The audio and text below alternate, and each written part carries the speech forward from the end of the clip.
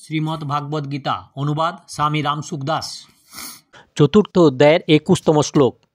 নিরাশীর্যত চিত্তাত্মা তক্ত সর্বপরিগ্রহ শরীরং কেবলং কর্ম কুর্বন্নাপ্নোতি কিলবিষম। যিনি শরীর ও অন্তঃকরণকে বশীভূত করেছেন, যিনি সর্বপ্রকার সঞ্চয় বর্জন করেছেন, এইরূপ আশাশূন্য কর্মযোগী কেবল শরীর সম্বন্ধীয় কর্ম করেও পাপভোগী হন না। ব্যাখ্যা: যত চিত্তাত্মা, জগতে আশা বা আকাঙ্ক্ষা থাকলেই শরীর, ইন্দ্রিয়াদি, মন ইত্যাদি বশীভূত হয় না। এই শ্লোকে নিরাশী পদটির দ্বারা ভগবান বলেছেন যে কর্মযোগীর আকাঙ্ক্ষা বা কামনা থাকে না, তাই তার শরীর, ইন্দ্রিয়াদি ও অন্তঃকরণ স্বাভাবিকভাবে তার বশে থাকে। এইগুলি বশে থাকায় এইগুলি দ্বারা কোনো ব্যর্থ ক্রিয়া সংঘটিত হয় না। তক্ত সর্বপরিগ্রহ, কর্মযোগী যদি সন্ন্যাসী হন তাহলে তিনি সর্বপ্রকার ভোগ্য সামগ্রী সংগ্রহ স্বরূপত পরিত্যাগ করেন।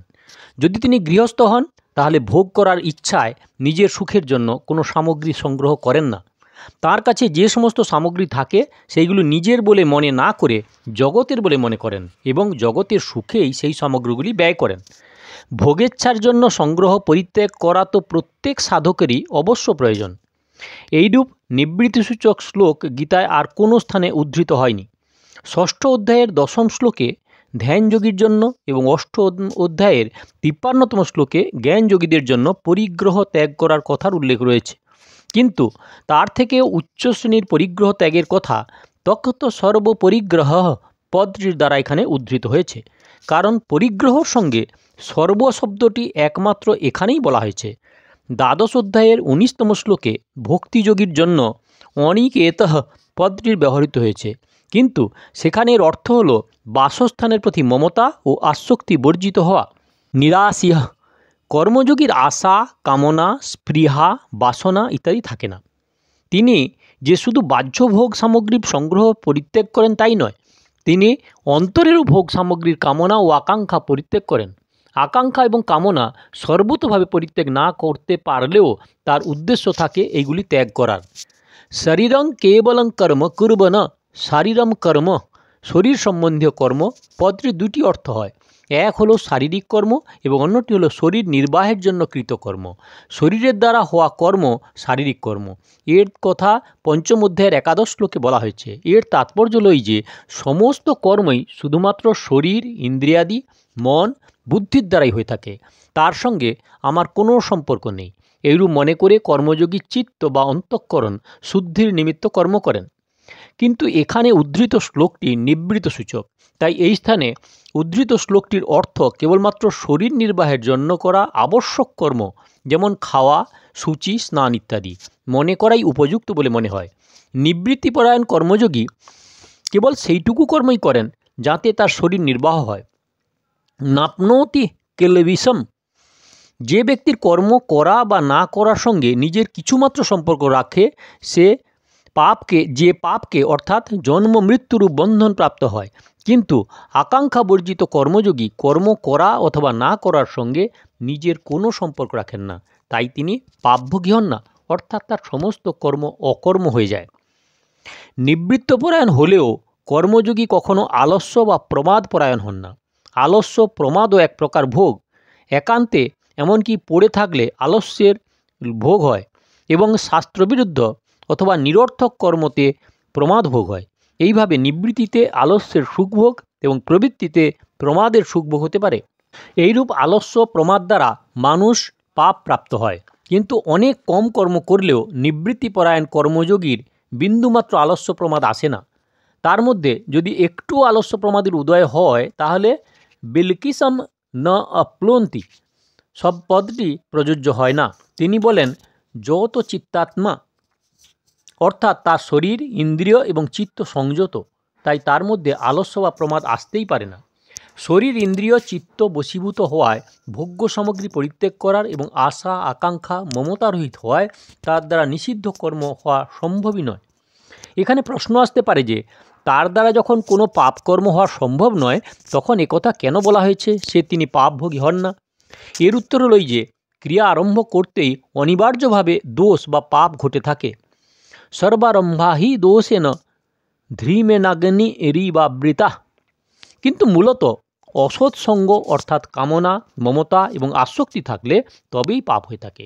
কর্মযোগীর কামনা, মমতা এবং আসক্তি থাকে না, অথবা তার কামনা, মমতা ও আসক্তির কোনো উদ্দেশ্য থাকে না। তাই তার কর্ম করার বা না করার কোনো প্রয়োজন থাকে না। এই জন্যই তার কর্মের যে আনুষঙ্গিক দোষ থাকে তাও লাগে না এবং শাস্ত্রবিহিত কর্মত্যাগের পাপও লাগে না। অপর একটি প্রশ্ন আসতে পারে যে তৃতীয় অধ্যায়ে ভগবান সিদ্ধ মহাপুরুষকেও লোক সংগ্রহার্থে কর্ম করার প্রেরণা দিয়েছেন।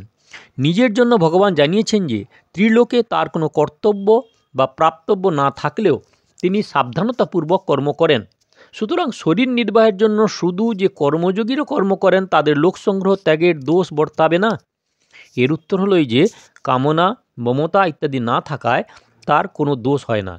যদিও সিদ্ধ মহাপুরুষের এবং ভগবানের কামনা, মমতা ইত্যাদি বিন্দুমাত্র থাকে না, তা সত্ত্বেও এরা লোক সংগ্রহার্থে যে কর্ম করেন তা তাদের দয়া এবং কৃপাই বলা হয়। প্রকৃতপক্ষে তাঁরা লোক সংগ্রহ করেন বা না করেন তাতে তাদের স্বাধীন, তাদের উপর কোনো দায়িত্ব নেই। বাস্তবে এটিও নিবৃত্তপরায়ণ সাধকের জন্য এক প্রকার লোক সংগ্রহ বলা হয়। লোক সংগ্রহ করা হয় না, এটি স্বতঃস্ফূর্তভাবে হয়।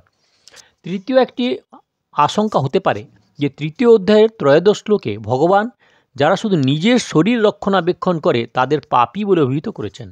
আবার এখানে বলেছেন যে শরীর নির্বাহের জন্য কর্ম করলে কোনো পাপ লাগে না। এই দুটির সামঞ্জস্য হলো কীভাবে?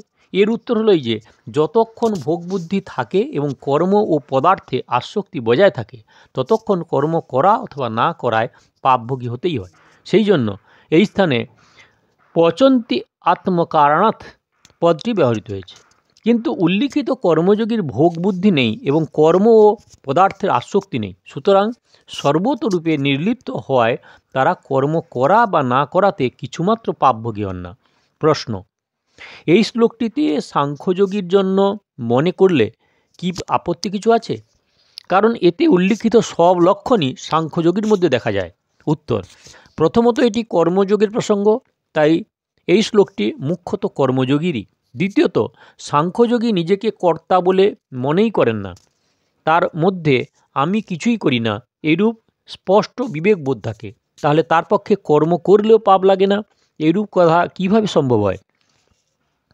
কর্মযোগের সাধকদের মনে এইরূপ স্পষ্ট বিবেকবোধ জাগরিত না হলেও তারা এই বোধে নিশ্চিত থাকেন যে কিছুই আমার নয়, আমার কিছুতেই প্রয়োজন নেই এবং আমার জন্য কিছু করার প্রয়োজন নেই।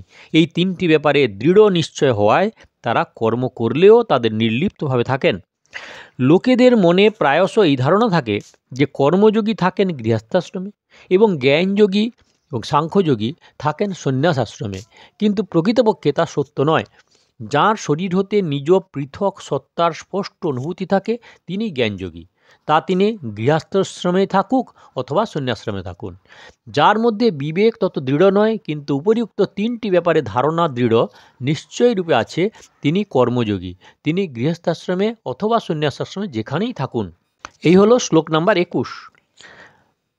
দয়া করে সাবস্ক্রাইব করুন, ভালো লাগলে শেয়ার করুন, লাইক করুন। আর পেছনের ভিডিও দেখতে হলে কাকন বাসুতে ক্লিক করে ভিডিওতে যান, ভিডিওতে আপনার পছন্দ মতো ভিডিও দেখুন। আর আগের ভিডিও দেখতে হলে অপেক্ষা করুন। কোনো প্রশ্ন থাকলে কমেন্ট করুন, যথাসম্ভব উত্তর দেওয়ার চেষ্টা করব।